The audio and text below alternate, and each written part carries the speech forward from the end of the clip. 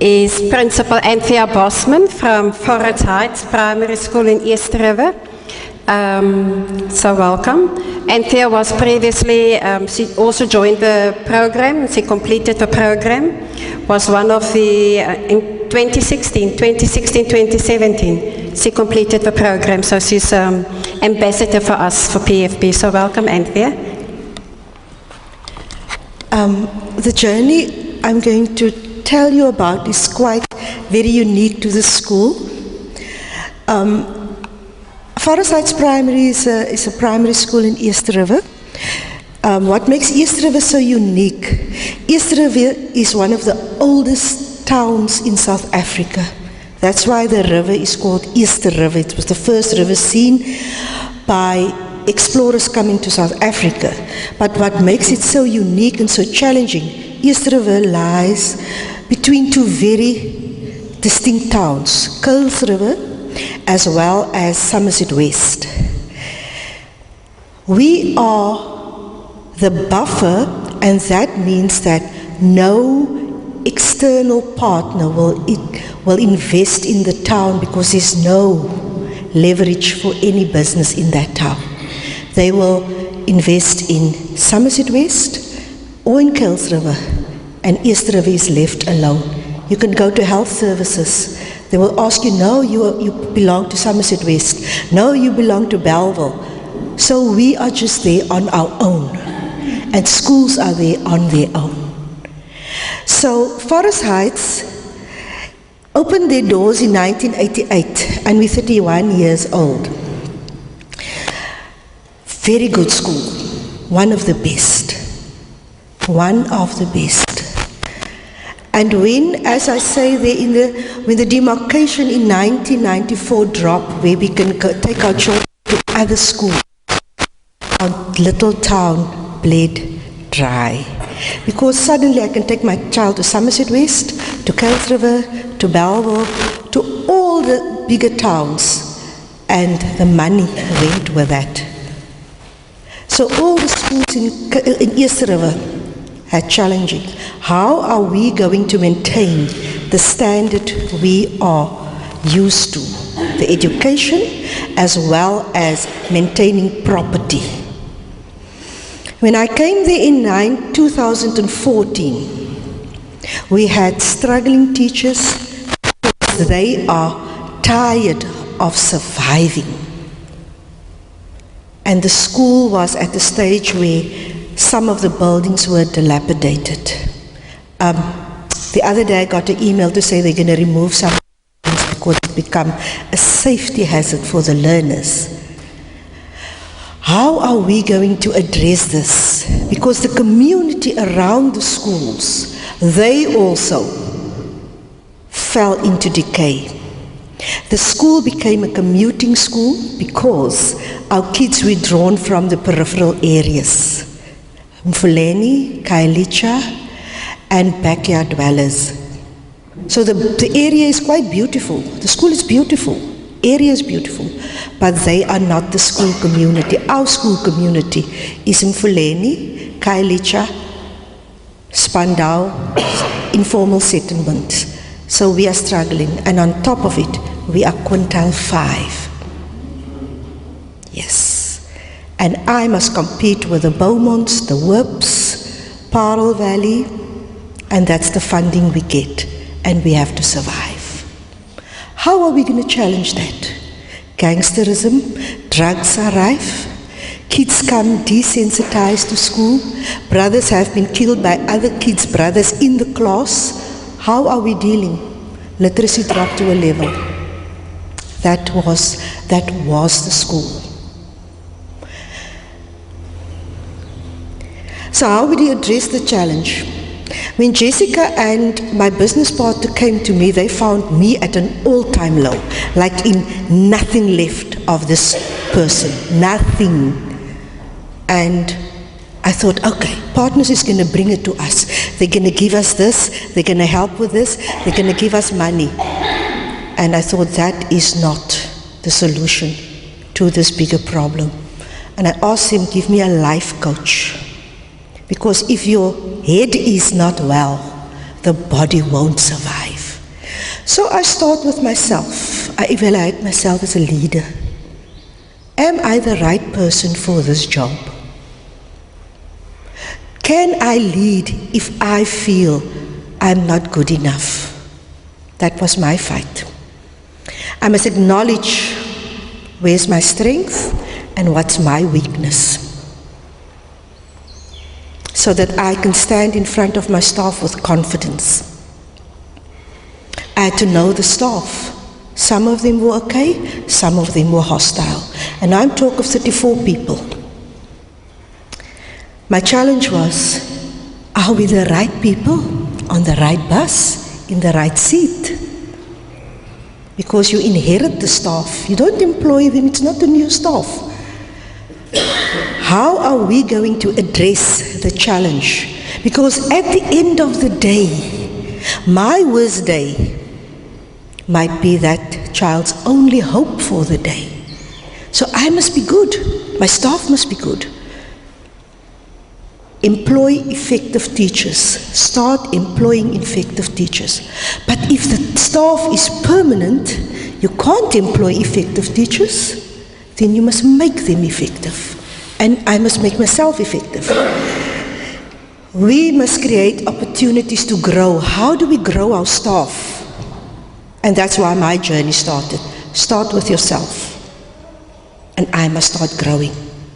Because we know everything. We get our training, we know the laws, we know the prescripts, how to manage schools. But nobody tells you how to manage people and their emotions. That's something nobody teaches you.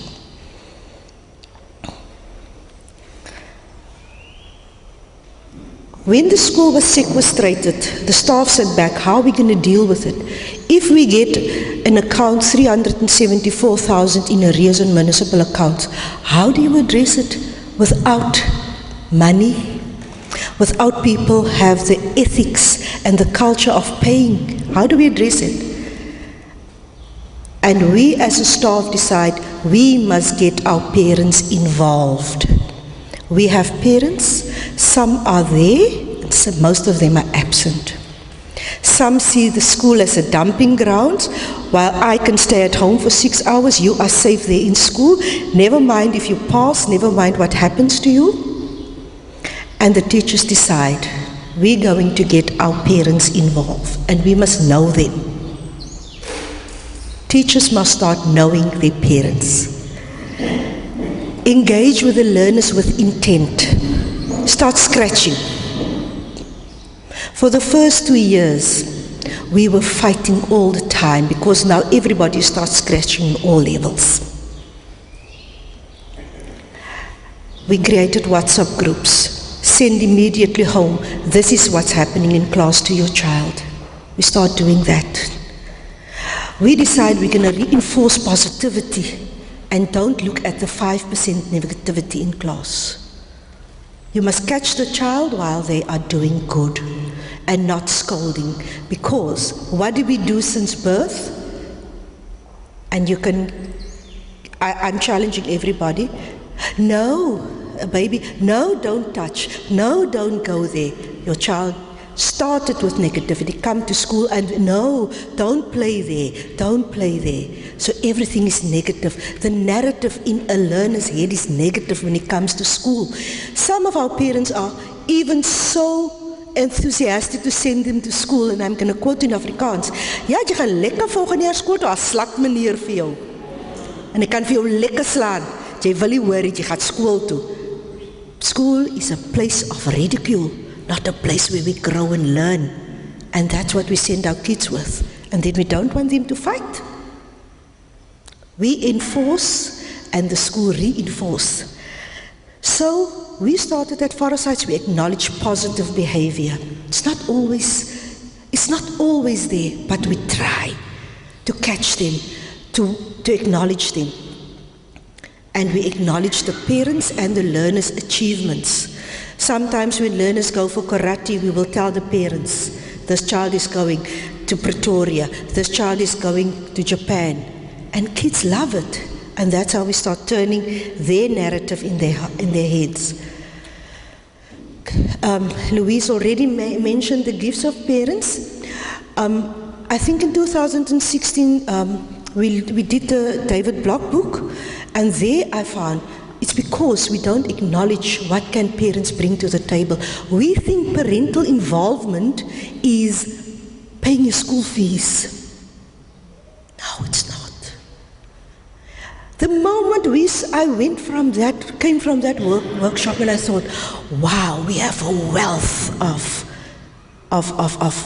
expertise out there, and that is exactly what we did. All those parents that were so hostile towards the principal and the teachers, we start praising them. And later on I will show you what parents did for us because we acknowledge their gifts. We have sports days now, parents do the rugby. We have needlework at our school where parents would come in. And we make it known by saying, in our foyer, Friends of Forest Heights, we acknowledge, even if you gave paper to the school, you're a friend of the school. And parents look and they check. One newsletter, I had donors of Forest Heights. Then I mentioned this family with the kid's name and the grade. And some parents couldn't believe. For them, for the principal to put a sticker in the report card, became something big for a child to do it next year again and next term again. So every term, when the report cards come in, I would look at them. If you cut the grade that I said there, then I will put a special sticker. It's a very expensive sticker, but if they see the sticker, it means I'm okay. And that also motivates the teachers to lift the standard of teaching. We send out thank you cards for parents. I have parents on my personal WhatsApp. When the kid is sick, they send me a note to say the kid is sick, he can't come to school. The next day I will follow up. Is he okay? Is he doing better? That personal interaction. And that ignited a process where sometimes I feel, be careful what you wish for. We can't keep up. Then parents start with our community involvement. There's Mr. Daniels and his group, he's sitting there. We had a day of Indigenous games. And that idea also got from Partners for Possibilities. We involved SAPS, law enforcement, City of Cape Town, the local councillor, and the kids played in the park. And the park was riddled with beer bottles. You could see traces of drugs there. Our kids were unsafe in the afternoon. Teachers were robbed passing the park. Parents were robbed, dog fights. And we decided we're going to take back our park. Our kids must walk there. And we had on a Saturday, the parents came with their picnic baskets, with their gazebos, and we invaded the park to say that's our park for our kids. And the prefects did that, and the result was the criminal activity is non-existent. No more dog fights, learners are safe in the park, and it's a problem now because after school they don't go home, they play in the park. Then we have a problem. And that is proof of that. Substance abuse is rife in the area. Our kids could come, little ones, put their hands in the paint and put it on the wall. And if they walk there, they pledge that they won't be part of the scourge of drugs in our area. And it's a real problem. Because the drug lords, they don't target the adults, they target our kids. And our kids can say today, I am part, my handprint there, when they walk past. It's one of the walls in the grade 7 block. And it was glad for this poor school to also say, we can give. Because one of the pillars of being a human being is being generous. Ons weet nie so lekker voel as ons kan bygedra tot die braai, dan eet jy lekker, nee. Being generous. That's one of the pillars of being a human being. Donations by parents. A parent went to direct access. They gave us 10,000 rand because he saw the need. Kids are standing in the rain, the sun. There's our shelter for them to wait there. It was a parent that saw that. That is our grade 7 block. Graffiti on the walls. And that's the end result at the bottom. That picture was used by the SG when he does his value-driven campaign. The first class is the class of love, then the class of hope, and the class of courage. We didn't know then that it would be a hit like that. But now suddenly, they can see.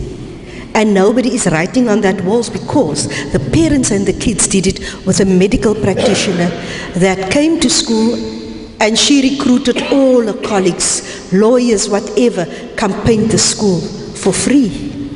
We didn't pay a cent for none of those things. And then the staff say, we have to change the culture of the school. If we want the community involved and change the narrative, we must rebrand ourselves by changing the culture.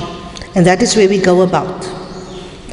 We started, that's one of the things, there's in the staff room when the teachers start knitting. We teach each other how to knit. The kids start knitting, and that's the activity during break. Boys start knitting. One day, two naughty boys came and we were looking for knives. And we took the two naughty ones. And when I take out their bags and say, throw it out, and then knitting fell out of the bag. And I thought, wow, not a knife, knitting. We must have been doing something good. We did not win the fight yet, but the fact that they can knit, they have tools to help them. We have pajama day, and we must set the example.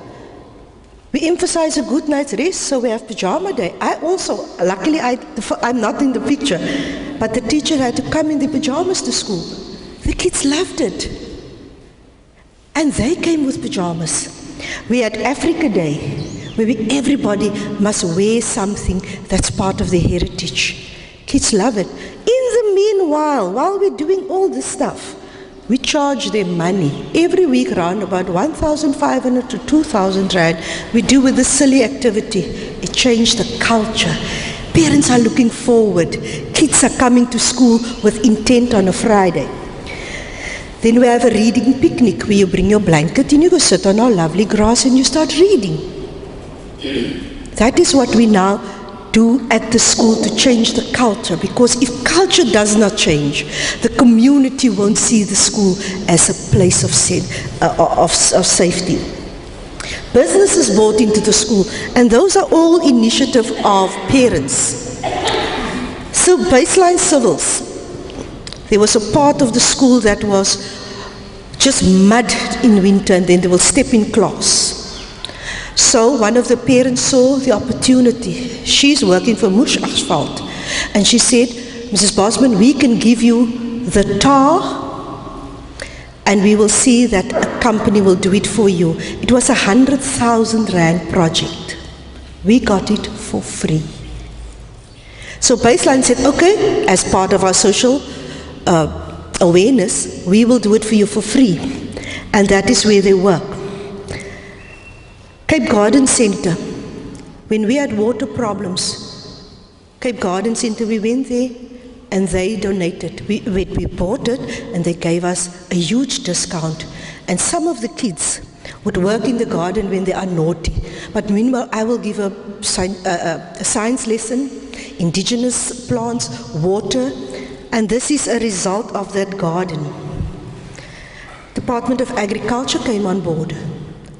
We have 5 10,000 litre tanks at school catching water for us.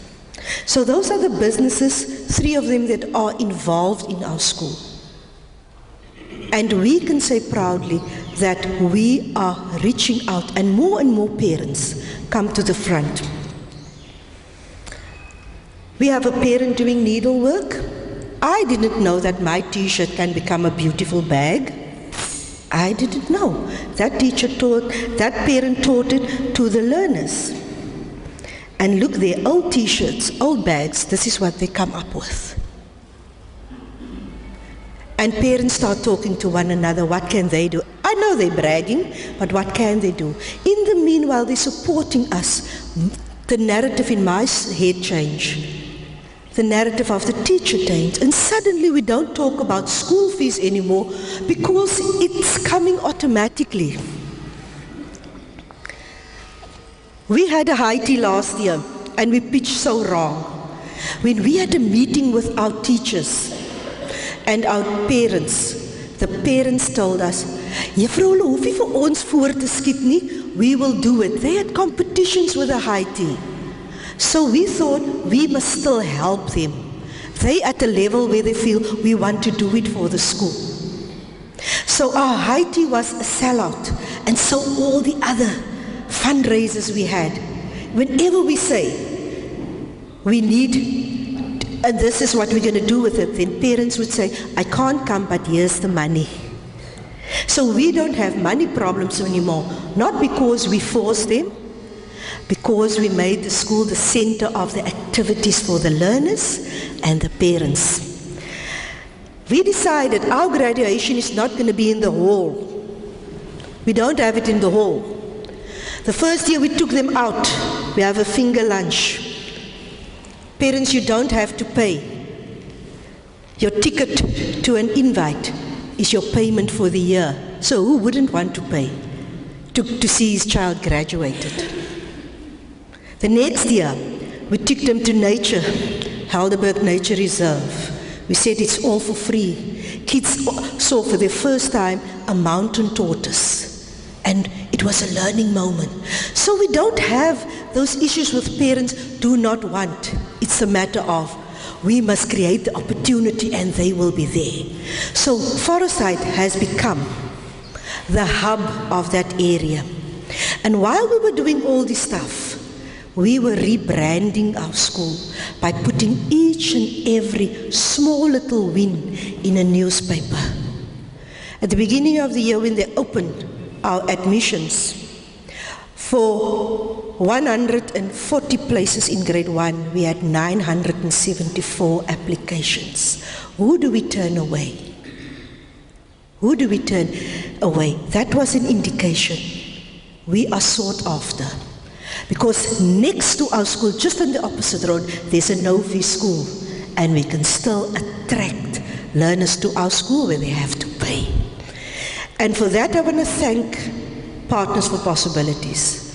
Because if you didn't come into that school and do your time to think principles and do the flawless consulting, then the staff wouldn't know how to listen to one another, how to react to one another, and how to deal with parents.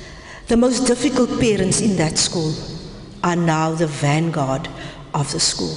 And I can clearly say, Partners for Possibilities, you really played a major part in the turnaround of our school. And we can say, we are the beacon of hope for those kids who are destitute, those kids who are living that communities where they are being dehumanized, invaded all the time, and they can come to school and tell us, ma'am, this is what's happening at home, and we can act and know we saved our child's life. Thank you.